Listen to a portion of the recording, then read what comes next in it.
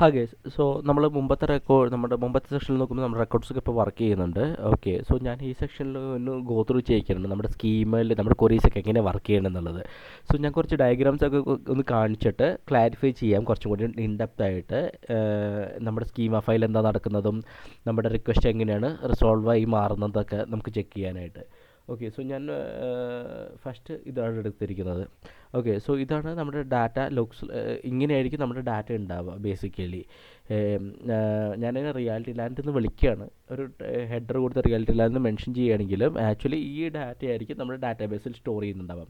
ഇപ്പോൾ ടേബിൾ ആണെങ്കിൽ 2 ടേബിൾ ഉണ്ടാവും, യൂസർ ടേബിൾ, കമ്പനി ടേബിൾ. എന്നിട്ട് കമ്പനി ടേബിളിൻ്റെ ഐ ഡി ആയിരിക്കും ഇവിടെ നമ്മൾ മുമ്പ് മെൻഷൻ ചെയ്ത പോലെ ഇവിടെ വയ്ക്കുന്നുണ്ടാവുക, യൂസർ ഐ ഡിക്ക് പാസ് ചെയ്യുന്നുണ്ടാവുക. എന്നിട്ട് ഈ ഐ ഡി വെച്ചിട്ടായിരിക്കും ഈ കമ്പനിയുടെ ബാക്കിയുള്ള ഡീറ്റെയിൽസൊക്കെ നമ്മൾ എടുക്കുന്നുണ്ടാവുക. സോ ഇതിനെ ഞാൻ റിയാലിറ്റി ലാൻഡ് എന്നാണ് നമ്മൾ മെൻഷൻ ചെയ്യുന്നത്. സോ ഇവിടെ നമുക്ക് എന്തൊക്കെയാണെന്ന് വെച്ചാൽ I D, first name page ഉണ്ട്, പിന്നെ ഒരു കമ്പനി ഐ ഡി ഉണ്ട്, പിന്നെ ഈ കമ്പനി ഐ ഡി നേരത്തെ പറഞ്ഞ പോലെ ഈ കമ്പനിയിലേക്ക് വെച്ചിട്ട് ആക്സസ് ചെയ്യുന്നു എന്നുള്ളത്.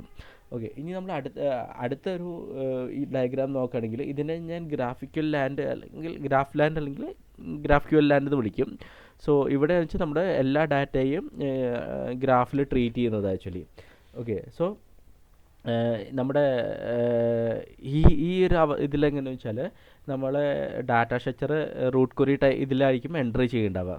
റൂട്ട് ക്വറിന്നായിരിക്കും നമ്മൾ മുമ്പ് അയക്കുന്ന ഡാറ്റ വന്നിട്ട്, അല്ലെങ്കിൽ ബ്രൗസറിൽ നിന്ന് വിടുന്ന ഡാറ്റ നേരെ വന്നിട്ട് റൂട്ട് ക്വറിയിലേക്കായിരിക്കും വരുന്നുണ്ടാവുക. എന്നിട്ട് റൂട്ട് ക്വറിയിൽ നേരെ യൂസർ ടൈപ്പിലേക്ക് വിടും.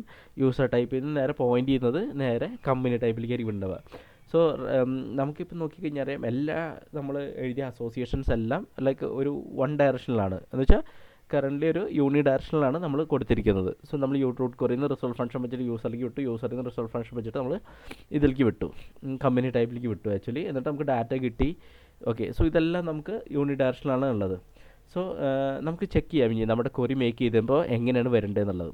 സോ ഞാൻ ഈ ഒരു ഡയഗ്രാം എടുത്ത് നമുക്ക് ചെക്ക് ചെയ്യുകയാണെങ്കിൽ നമ്മൾ ക്വറി മേക്ക് ചെയ്യുന്ന സമയത്ത് ID 23 എന്ന് പറഞ്ഞിട്ടുള്ളത് നമ്മൾ ക്വറി മേക്ക് ചെയ്യുക. സോ ഈ ക്വറി നേരെ റൂട്ട് ക്വറിയിലേക്ക് പോകും, എന്താ വിത്ത് RX ഒബ്ജക്റ്റ് വെച്ചിട്ട്. സോ ഈ ക്വറി നമ്മൾ 23 വിളിക്കുമ്പോൾ റൂട്ട് ക്വറി പോയിട്ട് അതിൽ ഡാറ്റ എങ്ങനെ കിട്ടുമെന്ന് വെച്ചാൽ RX ഒബ്ജക്റ്റ് ഉണ്ടല്ലോ, നമ്മൾ ആ ഒബ്ജക്റ്റിൽ നമുക്ക് ഡാറ്റ ഉണ്ടാവും. ആ ഒബ്ജക്റ്റിൻ്റെ ഉള്ളിൽ നമുക്ക് ID 23 എന്നുള്ള ഡാറ്റ ഉണ്ടാവും. എന്നിട്ട് ഈ റൂട്ട് ക്വറി അതെന്ത് ചോദിച്ചാൽ യൂസറിലേക്ക് പോയിൻ്റ് ചെയ്യും.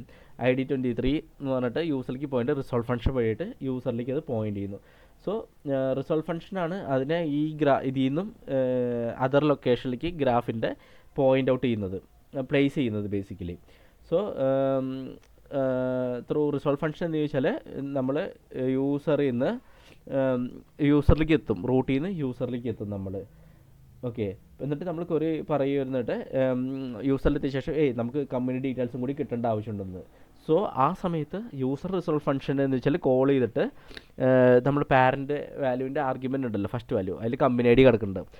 അപ്പോൾ ആ കമ്പനി ഐ ഡി വെച്ചിട്ട് നമ്മൾ റിസോൾവ് ഫംഗ്ഷൻ്റെ അടുത്ത് പാസ് ചെയ്തിട്ട് പറയും നമുക്ക് കമ്പനി ഡീറ്റെയിൽസ് വേണമെന്ന്. അപ്പോൾ റിസോൾവ് ഫംഗ്ഷൻ എന്ന് വെച്ചാൽ ഒരു പ്രോമിസ് റിട്ടേൺ ചെയ്യും. അതിൽ നമ്മൾ കമ്പനി ഡീറ്റെയിൽസ് എന്താണെന്ന് വെച്ചാൽ അതൊക്കെ അതിനുള്ളിൽ കിടക്കുന്നുണ്ടാവും. എന്നിട്ട് ഹോൾ ഡാറ്റ സ്ട്രക്ചർ നമുക്ക് യൂസറിലേക്ക് തിരിച്ചു കൊടുക്കാൻ പറ്റും. സോ ഈ കാണുന്ന ലൈൻസൊക്കെ നമുക്ക് എന്ന് വെച്ചാൽ റിസോൾവ് ഫംഗ്ഷനായിട്ട് നമുക്ക് ആലോചിച്ച് വയ്ക്കാം. ഓക്കെ, സോ ഇതാണ് ഈ റിസോൾവ് ഫംഗ്ഷൻ ത്രൂ ആണ് നമ്മളിങ്ങനെ കമ്മ്യൂണിക്കേറ്റ് ചെയ്യുന്നത് ബേസിക്കലി ഓരോന്നിൽ നിന്ന് അടുത്തേക്കുള്ളത്. ഓക്കെ, സോ നമ്മൾ അടുത്ത ഡയഗ്രാം നോക്കിക്കഴിഞ്ഞാൽ ഇത്തിരി ബിറ്റ് ക്രേസിയാണ്, പക്ഷേ സംഭവം ഒന്ന് മനസ്സിലാക്കി എളുപ്പമായിരിക്കും. സോ ഈച്ച് നോഡ് ലൈക്ക് ഈ നോഡ് ഇല്ലേ ലൈൻസ്, അതൊക്കെ നോക്കിക്കഴിഞ്ഞാൽ അത് റിസോൾവ് ഫംഗ്ഷനാണ് ആക്ച്വലി നമ്മൾ ഇൻഡിക്കേറ്റ് ചെയ്യുന്നത്. ഓക്കെ, സോ ഞാനിവിടെ കമ്പനീസ് എല്ലാം ഞാൻ ബ്ലൂ ലൈനിലേക്ക് കൊടുത്തു, യൂസറിന് ഞാൻ നോർമൽ ബ്ലാക്ക് ആൻഡ് വൈറ്റ് ആയിട്ടുള്ള സ്റ്റൈലാണ് കൊടുത്തിരിക്കുന്നത്. സോ എല്ലാം തമ്മിൽ റിലേറ്റ് ചെയ്യുന്നത് റിസോൾവ് ഫംഗ്ഷൻ വഴിയാണ്. സോ എനിക്കൊരു എക്സാമ്പിൾ, ഞാൻ മുമ്പ് പറഞ്ഞ പോലെ എനിക്ക് കമ്പനി ഡീറ്റെയിൽസ് കിട്ടണമെന്നുണ്ടെങ്കിൽ റിസോൾവ് ഫംഗ്ഷൻ വഴി കമ്പനി ഡീറ്റെയിൽസ് കിട്ടി തിരിച്ച് വന്നു ഇതിലേക്ക്. സോ ഇങ്ങനെയാണ് നമ്മൾ ഡാറ്റ ഹാൻഡിൽ ചെയ്യുന്നത്. സോ ഇവിടെ ഞാൻ ഉദ്ദേശിച്ചതെന്ന് വെച്ചാൽ റിസോൾവ് ഫംഗ്ഷൻ എങ്ങനെ നോക്കാം എന്നുള്ളതാണ് ഞാൻ നോക്കിയിരുന്നത്. സോ ഞാനിന്ന് തൽക്കാലം ഇവിടെ വെച്ച് നിർത്താണ്. നമുക്ക് അടുത്ത സെക്ഷനിലെ എക്സാമ്പിൾസിൽ കുറച്ചും കൂടി വർക്ക് ചെയ്യാം. ബൈ.